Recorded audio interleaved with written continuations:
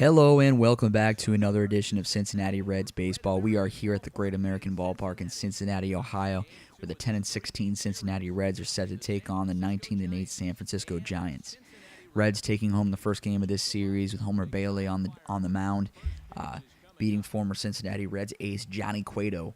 And without further ado, let's get this game underway. Center fielder Denard Span would lead the game off here for San Fran. Irvin Santana kicked and delivered. The first at-bat of the game would result in a dribbler back to Irvin Santana, to which he would not be able to get over in time to first base, and Span would lead off the game with a base hit. Span would be followed up by Hunter Pence, the right fielder for the Giants. Irvin Santana would settle right in, though, come right back with a breaking ball away. Pence would dribble over it, and it would be a double play to bring 2 outs and no base runners for catcher Buster Posey.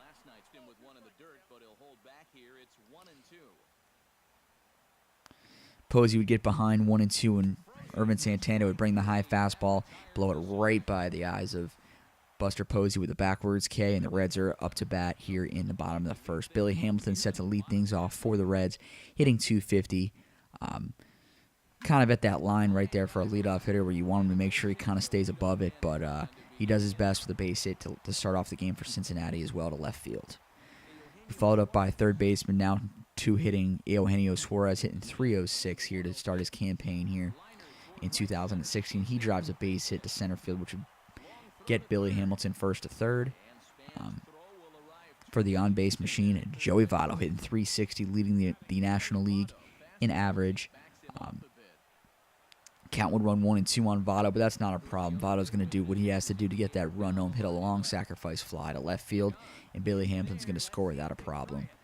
And that would put the Reds out to a 1-0 lead here in the first inning in Cincinnati. We're going to take things here at the top of the third inning where Irvin Santana really began to hit his stride. He would start it out with a strikeout with a low breaking ball to left fielder Angel Pagan.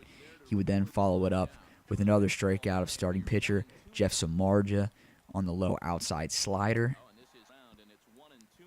And why stop at 3? He's going to go for 4 strikeouts in a row on Denard Span, who would just get caught looking at the high fastball. And to start the next inning, why stop at 4? Let's go for 5, and he strike out Hunter Pence.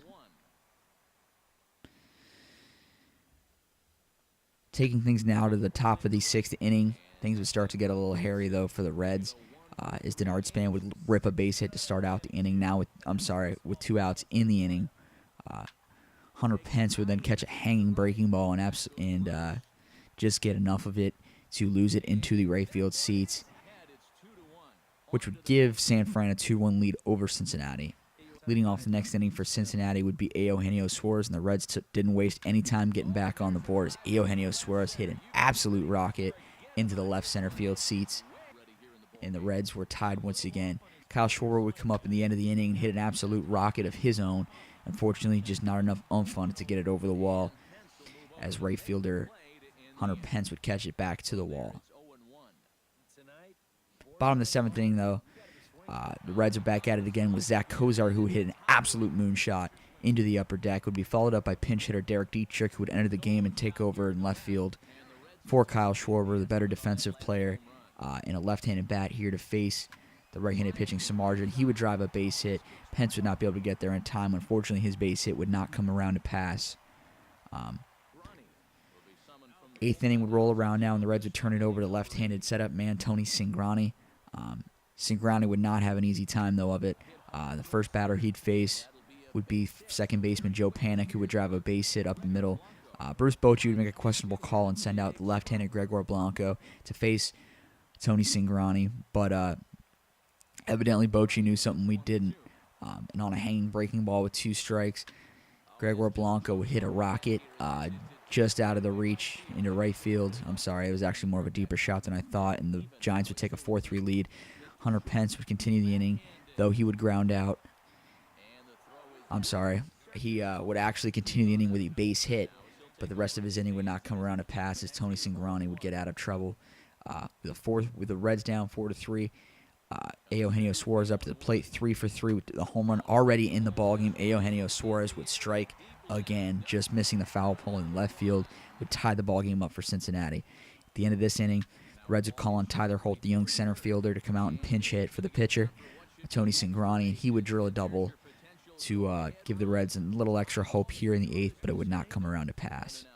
Top of the 9th would come around, and the Reds would turn it over to their right-handed, hard-throwing setup man, Arodys Vizcaino, who would start out the inning with a fly out.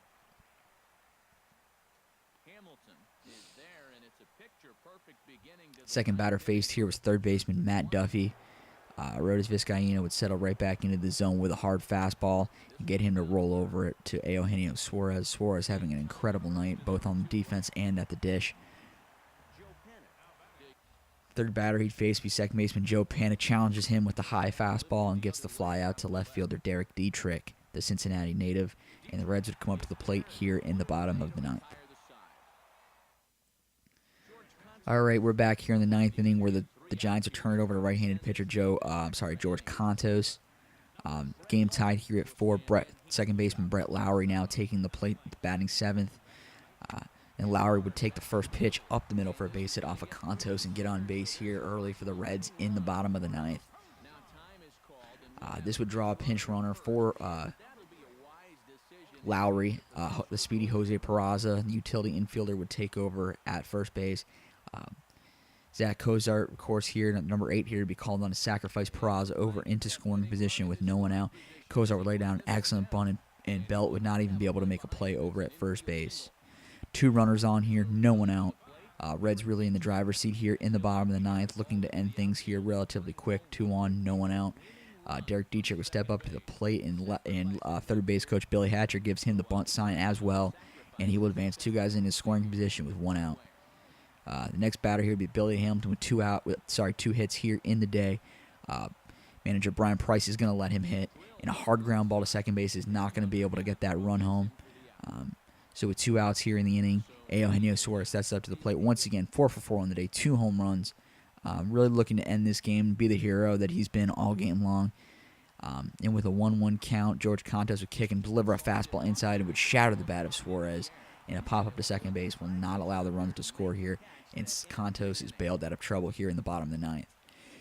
Jose Peraza would stay in the top of the 10th to play second base for Brett Lowry. And Arodys Vizcaino would get back at it. An unusual second inning for relief. And a little trouble here starting out the inning. A ground ball to Eugenio Suarez. Routine would not wind up being an out. It would be overthrown to Joey Votto. And it would allow Angel Pagan to advance to second base with no one out. This wouldn't alter Arodys Vizcaino's focus at all, though. He'd bounce right back with a 2-seam fastball, breaking right back into the zone. Would then come around against Denard Span, and the high fastball would induce a fly ball over to right fielder Jay Bruce. And with 2 outs, he would face Hunter Pence, who's already got a home run in the game, and would get him to roll over a low fastball to get out of the inning.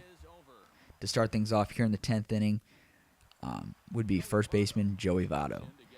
Votto 0 for 3 on the day with a strikeout earlier in the day, not in the first. That was a sacrifice fly. That must have been an error there in the game. And he would look at a first pitch fastball. The second pitch he would foul off down the first baseline. 1-1 count here for Joey Votto. Votto would swing and miss at a beautiful 2-seamer from Contos, breaking away behind 1-2 in the count. Now Joey Votto chokes up a little on the bat, shortens up, and catches absolutely all of a low fastball from Contos, and you can kiss that baby goodbye. Joey Votto does what he has to, does what he always does, comes through when he has to, and hits a deep home run into the grass in center field. Eugenio Suarez, and no doubt most valuable player of the game, with his 4 for 5, I guess it was, day. 2 home runs, 2 singles. It just kind of carried the Reds all the way to the 9th for Joey Votto to nail it home. Starting pitcher Irvin Santana would not come away with the win today, but Arodys Vizcaino certainly earned it himself. I've been your host, Fletch, and we'll see you next time.